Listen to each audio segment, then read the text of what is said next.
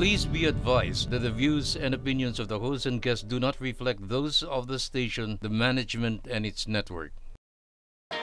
Sa barangay tayo, ikaw at ako. Nagbibigay ng aral sa mga kagawad at kapitan. Sa barangay tayo. Welcome back mga kabarangay. Alright. Tapos na tayo sa second reading. So third reading na. Ibig sabihin, ibang araw na po ito. Na-schedule na po ulit ang agenda para sa next session. Alam mo, Kags Marie, hindi naman ibig sabihin, dire-diretso din yan. Kasi marami rin mga ordinansa yung ibang kagawad na matatabunan at yun muna ang pag-uusapan hanggang mag-second reading, third reading din sila. So hindi natin masasabi. Pero kung gusto nyo ng express, yung tinatawag nating express na idiretso na natin to dahil maganda tong ordinansa ni Kagawad Marie. Pwede ho yan. So, nandun na ho tayo sa ating third session. Halimbawa, kunyari, January na. So, ito yung first session natin ng January. So, nakalagay na siya sa order of business sa agenda. Ordinance number 22-something, proponent, Kagawad Marie. Tapos, yun nga, nag-motion ng mga kagawad. Co-proponents, all kagawads para silang committee of the whole. So, ano na mangyayari? Pagka doon na sa order of business. Pag umabot na sa agenda, at ito na nga, nominal voting na po. Ito na. Magkakaroon na ng roll call for nominal voting ang barangay secretary. So, pag sinabi ng kapitan, ng presiding officer na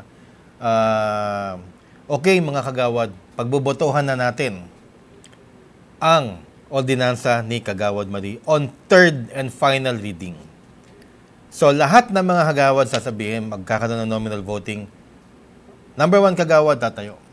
Or, halimbawa may mikropono kayo dyan, pwede kayong mag-yes or no lang o pwede nyo i-explain in a few minutes kung bakit nyo gustong iboto o ayaw nyong iboto ang ordinansa ni Kagawad Marie. So, halimbawa, si Kagawad number 1, May Salazar, bumoto, yes. Okay, Kagawad Butch, yes. Siyempre, ang proponent, yes. Sasabihin ng barangay secretary, by overwhelming vote, ano ba, 8-0?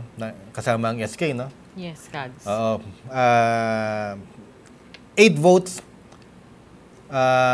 pasado na ang ordinansa ni Kagawad Marie. Pero, tatandaan nyo lang doon po sa nominal voting, sa pagboto po ng ordinansa ni Kagawad Marie, wala nang magsasabing, tatanungin nyo pa si Kagawad Marie, teka muna, hindi ko natanong, tapos na. O kaya, may i-amend ako, tapos na yung period of deliberations, tapos na yung period of amendments, wala nang nagdedebate. Ang ibig sabihin lang po ng third reading, magbobotohan lang, yun na. Yun na, Kags Marie, magbobotohan lang, wala na tayong debate, tapos na lahat yan. Kung hindi ka naka-attend, problema mo na yun. Sa madaling sabi, yung atin pong third and final reading is yan lang yung maririnig mong yes or no. Mm-hmm. Yan. Yes or no lang. Okay, Yay bumasan. or nay. Yay or nay. Yay means yes, nay, syempre, and hinula ko lang yun Hindi ako magaling. So, tapos na. Congratulations, Kagawad. Siyempre, ako presiding officer, we would like to congratulate Kagawad Marie Formentera for passing the Educational Assistance Fund of the barangay. Subject, of course, to the availability ng funds ng barangay. Pero kinakailangan meron, pupondohan yun. Kasi ordinansa na siya. Ano na ang next step, Kagawad Marie? Itatransmit na yan sa munisipyo or city council. Tama ka dyan, Kags Butch. Pero gaya nga ng sabi natin, mayroong procedure din na after passing that ordinance or bill, may posting period tayo sa ating barangay ng 15 days and then that's the time for you to submit it sa City Council. Kaya naman po tayo may posting period is para rin sa ating mga kabarangay. Although dumaan na po yan sa mga public hearings, committee meetings, kaya po yan, lahat po dadaan yan sa proseso. Kapag ordinansa, lilinawin ko lang mga kabarangay, kapag ordinansa, kasi usually ang resolution, Kags, yung binabanggit nyo po kanina na express, kumbaga. Yes. Minsan, madalas po, at ang experience ko po dyan, yung second and third, ipinagsasabay na natin for the approval. Now, Kags, if the bill is disapproved, ano pong mangyayari, anong scenario. So, pag once po ang ating pong bill or ordinansa is na-disapprove or hindi po naipasa sa ating konseho, the same is transmitted to the archives. Meron ba tayong archives? Ang barangay ba, usually, may archives ba yan? Actually, Kag, sa City Council kasi meron tayo dahil meron tayo talagang council secretary na tinatawag na sila talaga yung office na nag-handle ng ganoon. Pero sa barangay, yung experience ko, yun yung nakikita kong magandang i-adapt, pero hindi na ma-materialize. Kaya minsan, lalo na kapag magkalaban yung kapitan, hindi na nato-turn over, so nawawala lahat ng records. Kaya maganda sana siguro, gumawa rin tayong mga nasa barangay na ng ganitong, kunwari, tawagin nating barangay archives. BA. Magiging diba? plantilla ba yan, Kagawad? Hindi naman, Kags.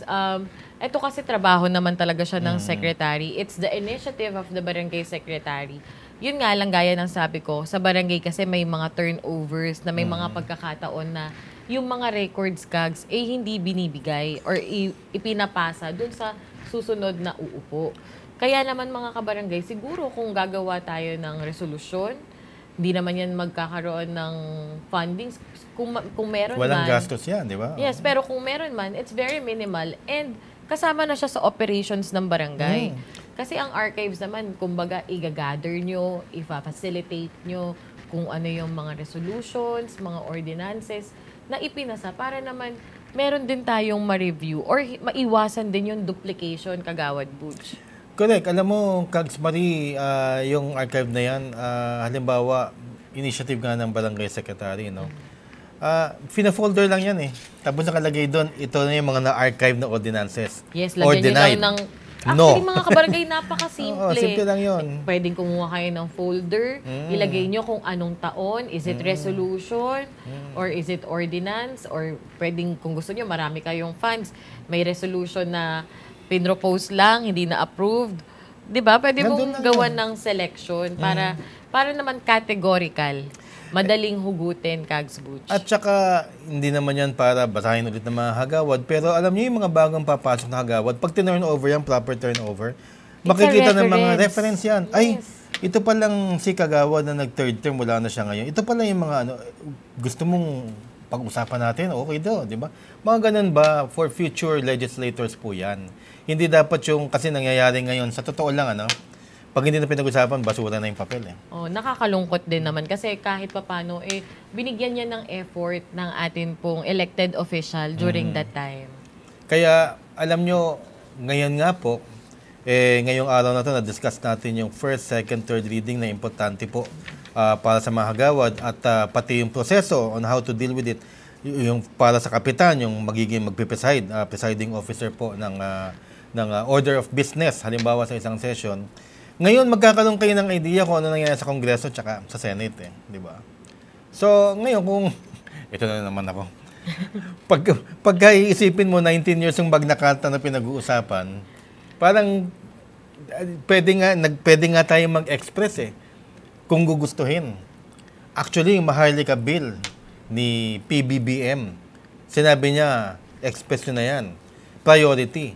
Aba, in 19 days, naipasa yan. Sa komite, sa Kongreso, sa lower house, 19 days. Pero yung Magna Carta for Barangays Act, 19 years. So, masasabi mong, baka ayaw naman talaga ipasa. Kasi, napag-usapan na yan and taxpayers' money. Hindi po biro ang hearing o ang session sa Kongreso tsaka Senado. Meron nung kalakip na budget yan. Kasi para maging chairman ka ng isang komite sa Senado, hundreds of millions po yan a year. So kung nagpa-committee meeting ka, ilang beses, taxpayers money po yun.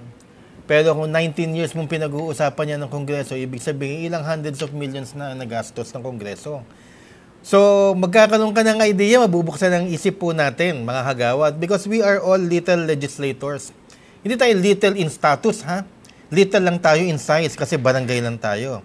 So, pwede nga natin pag-usapan, sino ba ang presiding officers? Kagawad Marie, halimbawa, di ba? Pare-pareho lang yan, pero may kakaiba sa barangay. Sa Senate, ang presiding officer, among them, Senate President, di ba? Senador yun. Sa Congress, among them, Speaker of the House. Sa kanila nang galing. Sa Konseho, elected po yun, Vice Mayor. Ang Yan yung presiding officer. meron kasi tayong sangguniang panlalawigan. Yan po yung ang presiding officer po dyan ay ang ating pong mga vice governor. Yes. And then, syempre, sa sangguniang panlungsod, ito po naman yung ating mga city vice mayor. At syempre, meron din tayong sangguniang bayan, lalo na sa mga probinsya or munisipalidad. Yun naman po ay ang ating municipal vice mayor. At syempre, ang ating mga barangay, ang ating pong presiding officer, since the punong barangay has the power also of legislation, siya po ang ating presiding officer. So dati, Kags Marie, napag-usapan namin na Yusek Martin Dino na kung ang kapitan daw, ang presiding officer ng sangguniang barangay, pwede maghain ng sarili niyang ordinansa. Yes po, Pwede po. pwede. Maghahain lang siya ng motion na siya ay bababa.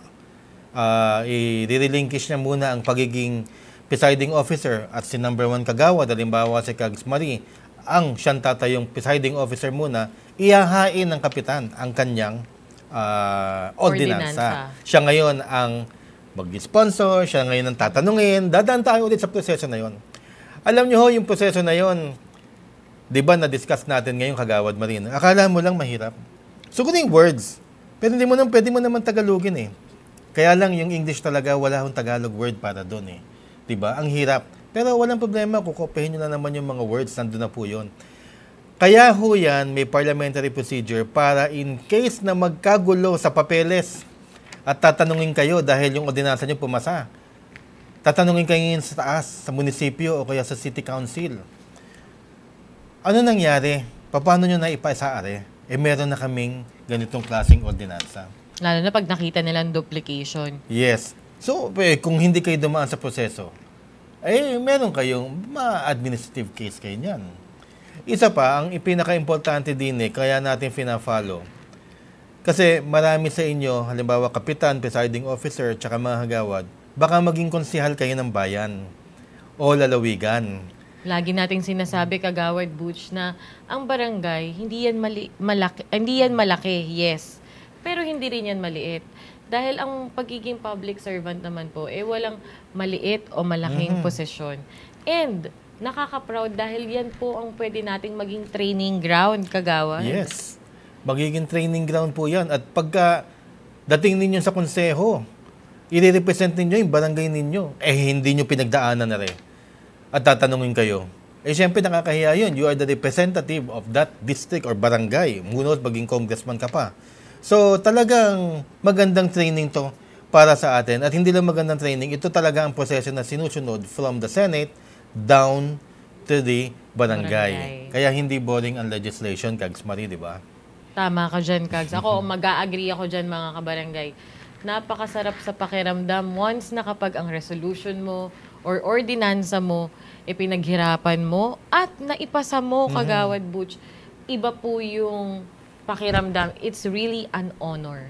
True. At saka napakasarap din ng pagsasama ng mga kagawad na sinusuportahan ang kapwa kagawad.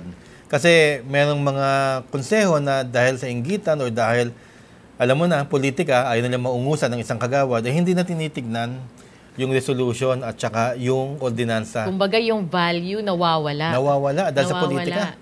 Yun ang nakakalungkot doon. Talaga, sa totoo lang. Pero dapat hindi tayo ganon sapagkat kung ano yung success ng kagawad, success yun ng konseho.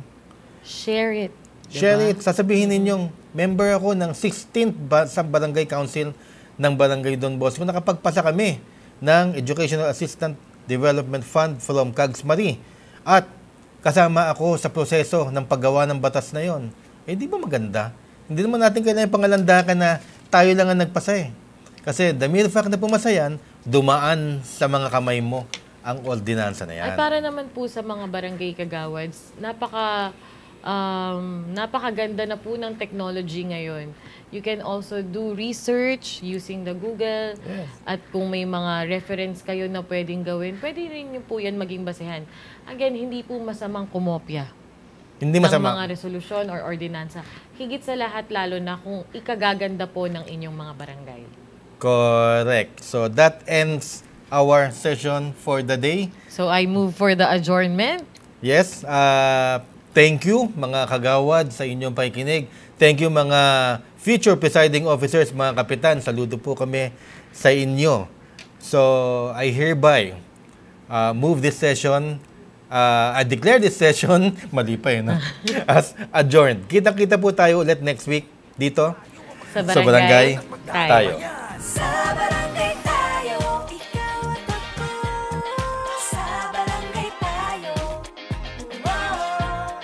sa barangay tayo, ikaw at ako. Nagbibigay ng aral sa mga kagawad at kapitan. Sa barangay